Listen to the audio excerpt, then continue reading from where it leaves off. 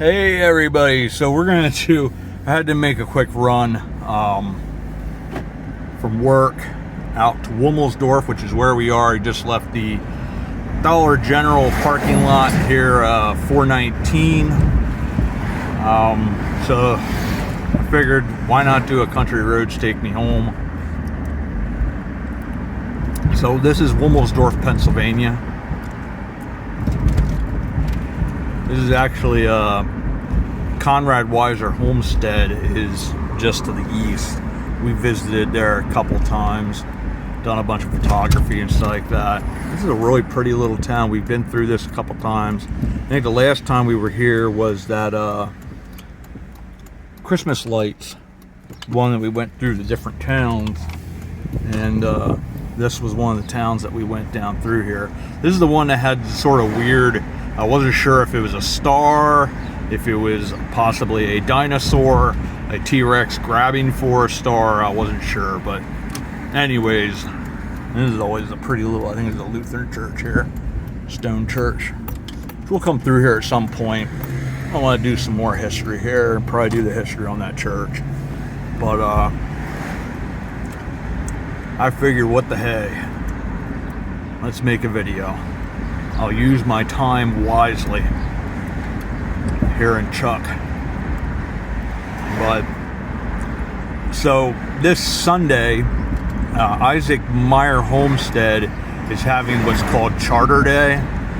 From 1 o'clock to 4 o'clock, they're going to be showing all kinds of, probably some of this old like country crafts and things from the period. It's the 343rd anniversary of Pennsylvania's charter from the King to William Penn for Pennsylvania. And so I figured we're going to go to that. I'm feeling pretty good. I'm not quite at the stage yet where I want to be doing a ton of stuff, but we're getting there. This is pretty cool. There's a couple of these lime kilns, right along 419 here. There's another one that I never saw before, and it's just like random, and I was like, hey, that's pretty neat. It's just sort of sitting back behind a couple trees and brush. Those places were sort of everywhere, back in the 1700s, early 1800s, because they were essential to different operations and whatnot. But it's still neat to see that those stone structures are still in existence, because a lot of times, now we just crossed over into Lebanon County from Berks County, but a lot of those things just over time, they just fall apart. But it's neat to see them still in existence, still going relatively strong. This is now Newmanstown. This is another one of those towns we went through to do that light display. We've also done, when we come to the light here in town, if you make a right going north, that's where that really neat stone church is. And we actually did that video on those sisters that were big in Vaudeville. They're buried there. That was a pretty neat sort of find. I like to look at the Find a Grave app that Jay and I'm trying to think, is it Rachel? I'm sorry if I misnamed you, but 2 or 3 people really got on me about, you need to get that app. So I got the app, and I'll look for occasionally, they say like famous people, and these 2 sisters were on that. And that's just as you make a right here. It's a really pretty stone church right down there. A couple cool, pretty neat monuments too, like substantial monuments. I did a bunch of Instagram photography there as well, but I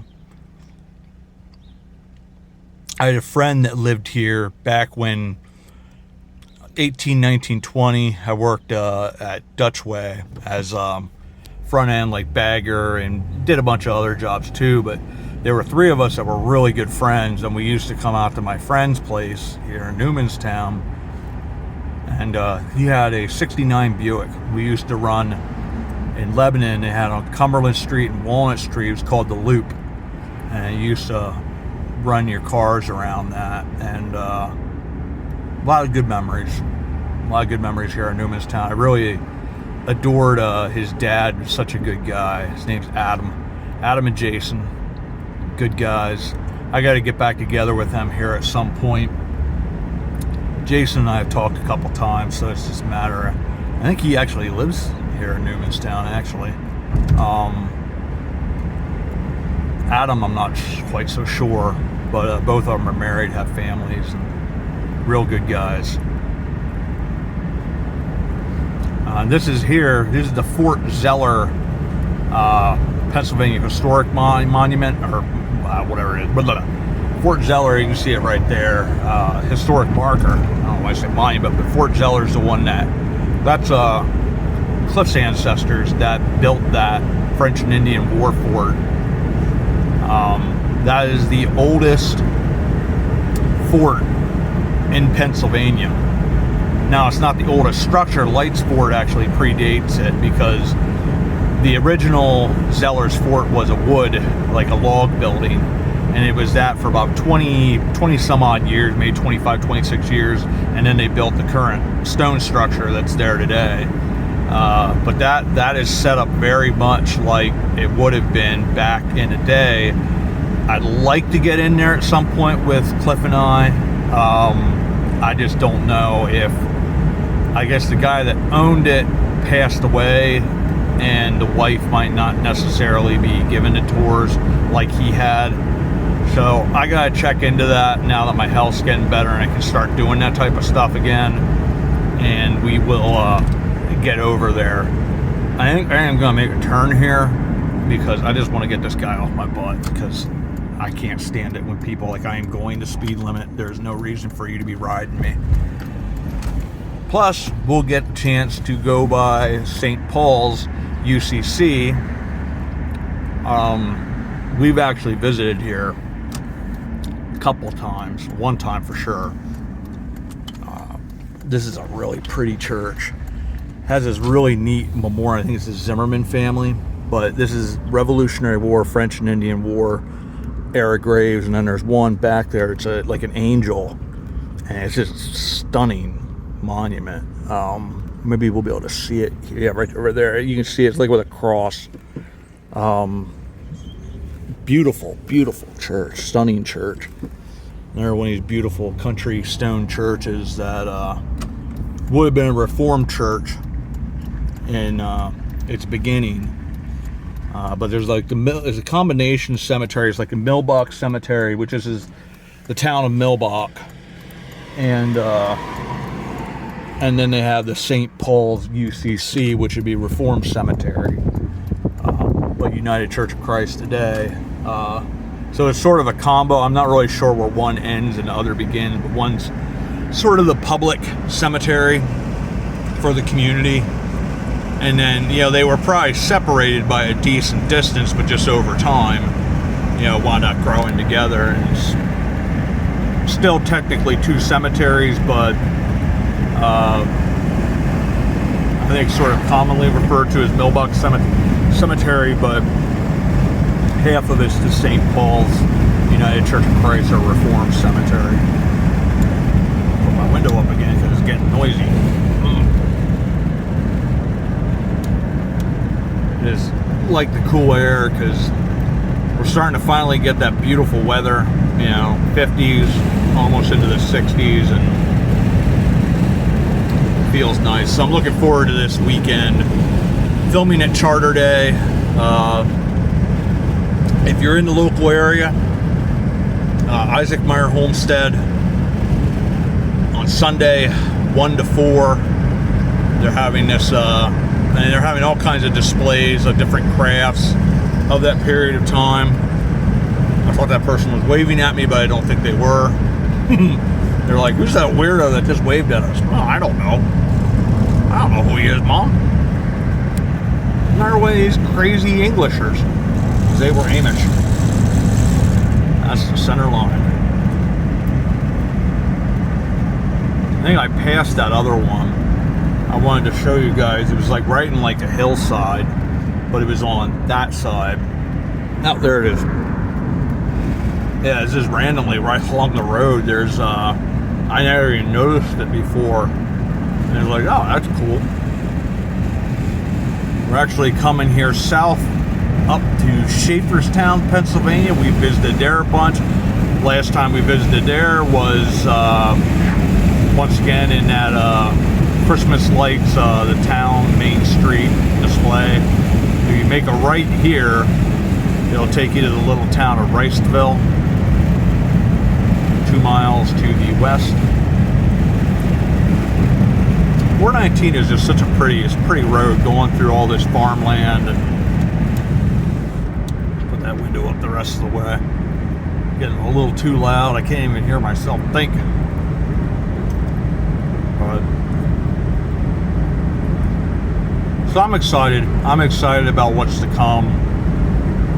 I have to work Saturday, but I'm hoping next weekend I'm off.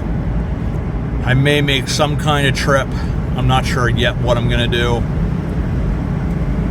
I was thinking about prospectively, if I feel like I'm able to do it, I may run up northern Pennsylvania up to Towanda.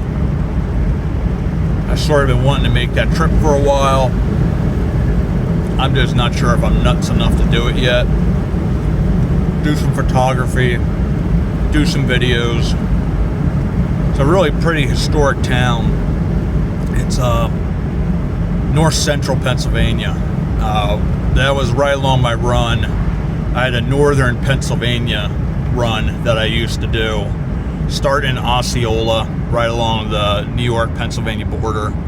Then you do, I think it was Troy, then Towanda, and then we had a town called Zeller, which was right along the border once again with New York. And then the last one was what the hell? Sorry, I can't think of the name of the town anymore. It's like my brain is like, it's so bad. I used to have good memory, and now I'm like, got dementia. What was the name? It starts with an M. I'll have to, if I can think of it, I'll have to say it. But that was the last one. It was right along, not that far off Route 81. But that one originally we had with a group of other towns that were in the area north of Scranton. But like 2 or 3 of those wound up shutting down, the Family Dollar stores. One was like Greentown or something like that.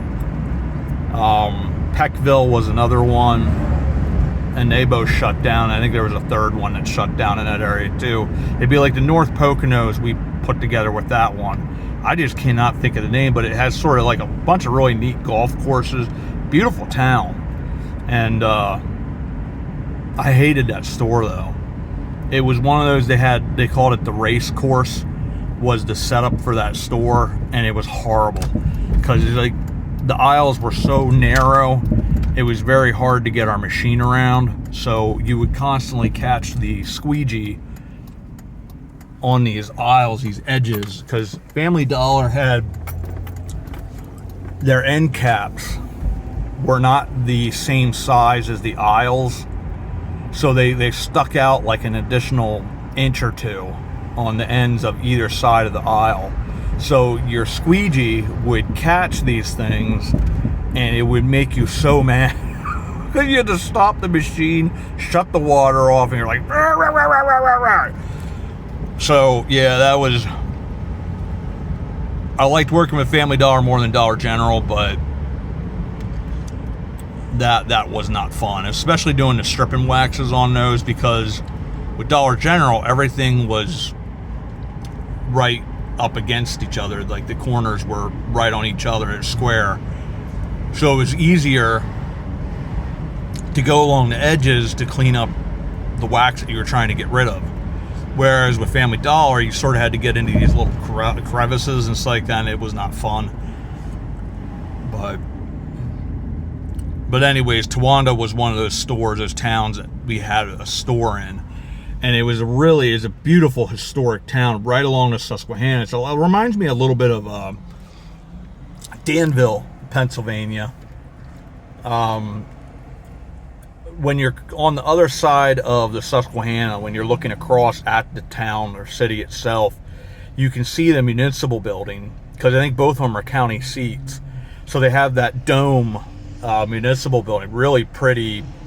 I guess like a Greek-ish architectural style, Romanesque, and they're just stunning. You're like looking across Susquehanna. It's such a smooth, slow-moving river, and you look across and they're sort of up on the hill a little bit. It's just real pretty visuals, and always stuck with me. And then Towanda has this really beautiful historic district, you know, that's blocks and blocks and blocks of these historic Victorian and probably some colonial era town. They're like homes. So it really is a neat place to come through and all that. Anyway, so we're turning here. We're going to go back to Cornwall. That was Schaeferstown that we were just in. We will be making a bunch of return trips to Schaeferstown because I want to do the Franklin House, which we actually just went by, that square that we were in, where we turned off the 419 on the 419 or 897. That was, you can see an airplane up there. There's an airport over here, Keller Airport, Keller Brothers Airport. My dad used to fly out of that airport. He was real good friends with, I think the gentleman's name was Mark Keller, and they used to fly together quite a bit. So neat watching the airplanes making their landings. A small light aircraft, probably was a Cessna or a Piper Cub, but there's just something flying around in those airplanes. You're just up there and you see the world just from a different viewpoint. And it's like, you know, the birds are truly lucky. They get to see the world from that view. But anyways, and this is a town we're coming up on. It's actually Keller Brothers Ford. This is where my parents used to get their vehicles all the time back when I was young, and it was because he knew Mark so well. And this is the airport right here. See if we can see the airplane. It would be taxiing down the runway because it just landed, but I don't see it. This is actually a small town called Buffalo Springs. I really am not certain why it's called Buffalo Springs, other than somebody thought it was a good name, and there's clearly a spring here somewhere. But there's this really beautiful barn here on the right. It has a stunning little bridge thing that goes behind the barn. You can see there, maybe a little bit. That is so pretty because the stonework. A lot of the homes around here, they'll accent the stone with these red, the limestone with the red sandstone. There's another one there. That actually is the one I was thinking of. The other one, that was a new one for me too. But those are all, I believe they're all lime kilns. Lime was very important for building, but it was also important for the fields. It was a way of them fertilizing their fields, neutralizing the, as they started to come to understand farming more and more, they came to understand that if you put lime in your fields, it'll wind out making them less acidic, and also adding nutrients back in that would allow you to farm more frequently on the land, and it just made it healthier and that type of stuff. If I'm wrong about that, I believe I'm right. I think it has a lot to do with adding like nitrogen and things like that back into the soil. But I know if somebody has a very acidic lawn, adding lime to it will neutralize that to a degree. But that's cool. It's like one wall is wood and so the rest is stone. I don't know if there's stone underneath there or what, but that was sort of unique. It's funny, you go out on these trips and you see new things every single day. It's just so pretty how everything with spring is starting to green up, and leaves will soon start coming in, the flowers will start coming up. I love spring. Here's another great example of that where they have the red sandstone accents. It's something that's very popular in this area. You know, probably a lot of the builders were the same masons did all these homes.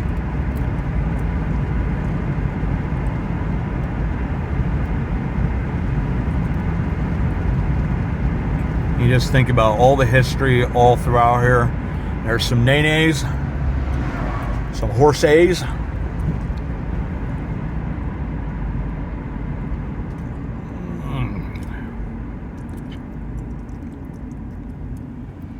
Let's make our turn, buddy.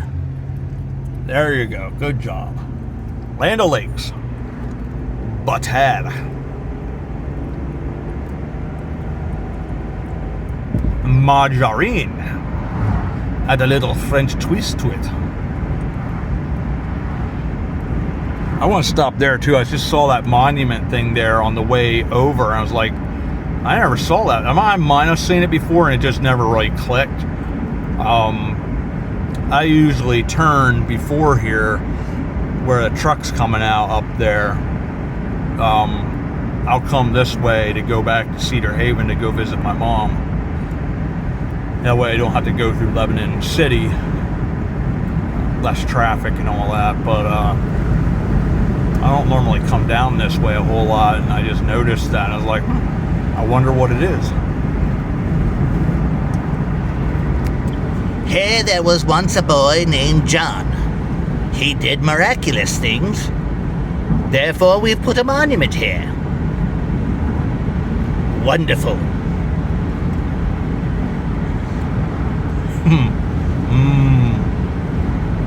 I have to say, I feel good. I was just talking to the doctor yesterday. I said, this is probably the best I've felt in 3 years. I just feeling more and more like myself. Feel good. Make a left here. This takes you up the town. I can't think of the name of that one either. My memory's not better, but I'm better. I'm a little nuts, but oh my gosh, I can't believe I can't. It's named after a dude. There's a tavern there, or a tavern inn that's still there to today. The building itself. I don't think it's a tavern or inn anymore, but he actually built that town. You know, with these Cornwall, they needed charcoal. It was a charcoal iron furnace. So they cut down all the trees around the area.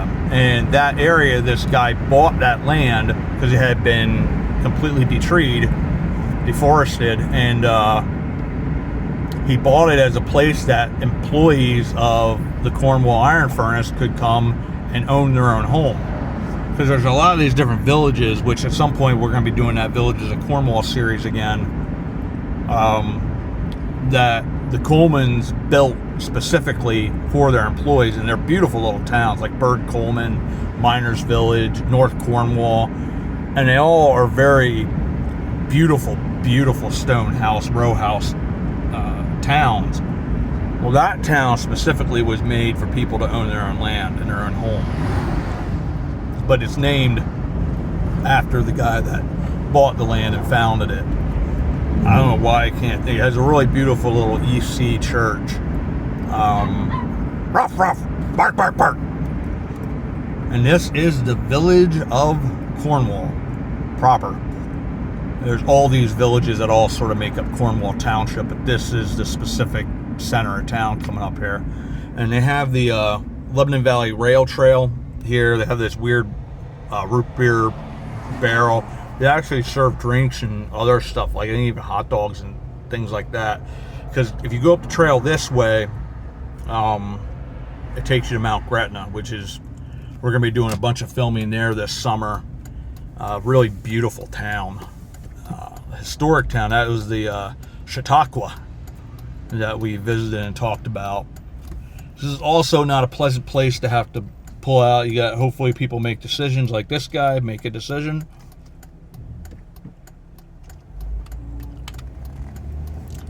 And go from there. But a lot of people don't like to use turn signals in here. They don't know how to wait. They don't know how to merge. They don't know how to do anything. And it gets interesting. That's the miners' monument to Cornwall Iron Furnace that we visited, and this is the school that was built, I think, 1911. Beautiful stone school. And they have all these old stone walls, and they have a lot of brownstone buildings made with brownstone specifically. We'll have one coming up here on the right, a couple I think even, and then this is the Cornwall United Methodist Church. This was built by the Colemans. It's another one of those beautiful stone churches that they built, and there's what I'm talking about with the brownstone buildings. And then up here on the left, we did a video on it, but sadly we can't. I gotta find out if we can visit it at some point. Is the historic town, or historic home called Annville. It was actually a Coleman daughter married into the Aston family, who were of the Plymouth, Massachusetts Mayflower renown. They came over in that first ship, and they were a very rich family in New York City. And she married into that, and that's back up there. A stunning home, and they have a gentleman that bought it and is fixing it up. So we are heading here into Quinton, and I am going to be back at work. So I am going to say thank you as always for coming along on another Country Roads Take Me Home. And as always, we'll see you all about town.